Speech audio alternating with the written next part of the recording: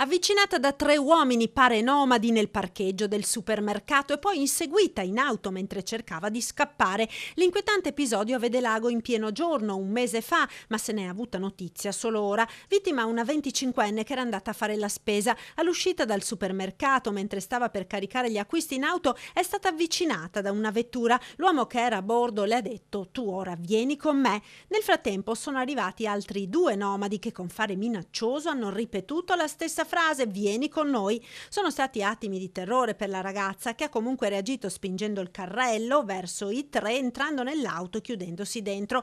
Gli uomini hanno cominciato a prendere a pugni la carrozzeria urlando. La giovane, spaventatissima ma conservando la lucidità, ha messo in moto ed è fuggita. I 3 l'hanno seguita per qualche chilometro, poi sono spariti. La ragazza ha denunciato l'episodio ai carabinieri, che ora indagano sulla vicenda.